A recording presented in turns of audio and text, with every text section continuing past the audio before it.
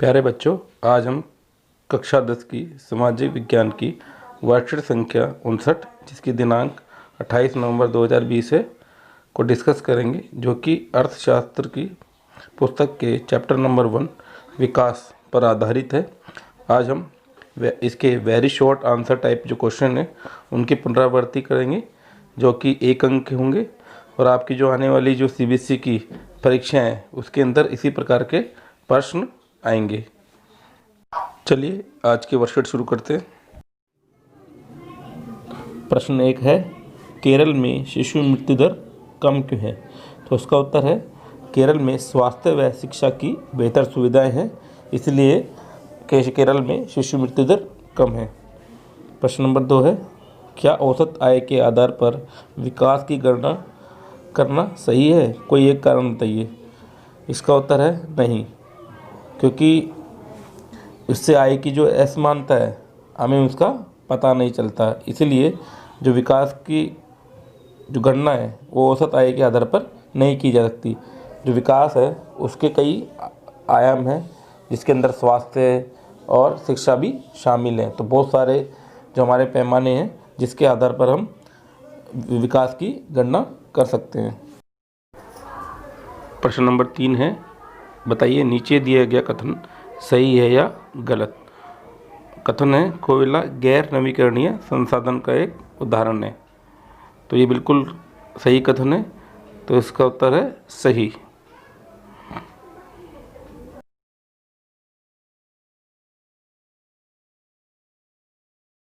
प्रश्न नंबर 4, भूमिहीन ग्रामीण मजदूरों के लिए निम्नलिखित में से कौन सा एक विकास लक्ष्य होने की संभावना है? ऑप्शन ए है उच्च साक्षरता दर, ऑप्शन बी उच्चतम समर्थन मूल्य, ऑप्शन सी विदेश में बच्चों को बसाना, और ऑप्शन डी मजदूरी में बढ़ोतरी। देखिए, हर किसी की अपनी विकास लक्ष्य होते हैं, हर किसी की आवश्यकताएं अलग होती हैं, इसलिए उनके विकास लक्ष्य भी अलग होते हैं। तो यहाँ पर हम जो हमारा जो प्रश्न है वो भूमिहीन ग्रामीण मजदूरों से है, तो उनके लिए विकास का जो मायने है वो मजदूरी में बढ़ोतरी से है। 5वां प्रश्न देख लेते हैं। खाली स्थान की पूर्ति कीजिए। भारत के डैश राज्य में साक्षरता दर सबसे कम है? तो इसका उत्तर है बिहार। बिहार राज्य में सबसे कम साक्षरता दर है, और सबसे ज़्यादा साक्षरता दर है केरल राज्य में। आगे हम देखते हैं 6वां प्रश्न, रेखांकित वाक्यांश को सही करने के बाद वाक्य फिर से लिखिए।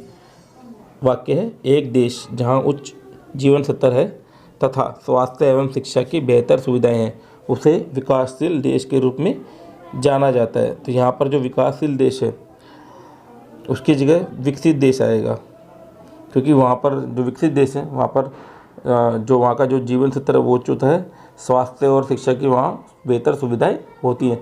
जबकि विकासशील देश के अंदर धीरे धीरे क्या है जो बदलाव है वो आ रहा है, तो वहाँ पर धीरे धीरे करके जो सेवाएं हैं, चाहे स्वास्थ्य की चाहे वो शिक्षा की, वो धीरे धीरे उनका विकास हो रहा है।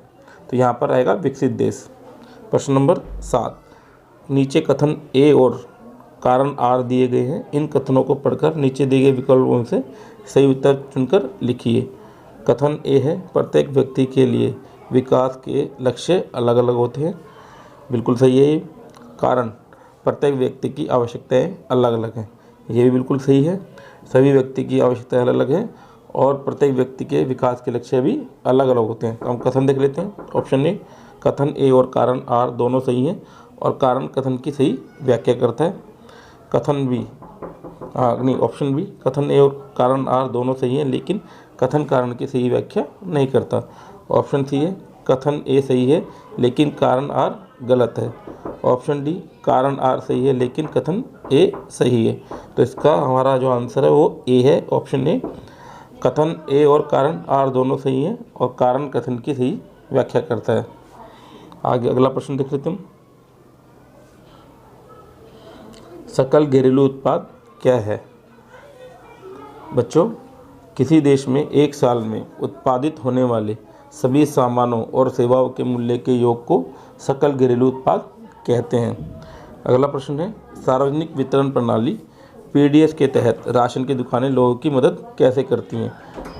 बच्चों, सार्वजनिक वितरण प्रणाली के तहत राशन की दुकानें के द्वारा लोगों को सस्ते दाम में अनाज व अन्य खाद्य वस्तुएं उपलब्ध कराई जाती हैं। तो इसका ये उत्तर है। हमारा जो अंतिम प्रश्न है, प्रश्न नंबर 10, मानव विकास रिपोर्ट किस संस्था द्वारा प्रकाशित की जाती है? बच्चों, इसका जो आंसर है, जो मानव विकास रिपोर्ट है वो हर साल जो यूएनडीपी है, जिसे हम संयुक्त राष्ट्र विकास कार्यक्रम भी कहते हैं, उसके द्वारा हर वर्ष जारी की जाती है। बच्चों, जो आज की वर्कशीट है इसके मैं उत्तर आपको अभी शो भी कर देता हूँ ताकि आपको आसानी रहे लिखने में। आज के वर्कशीट के उत्तर मैंने लिख दिए हैं, इन्हें आप देख सकते हैं।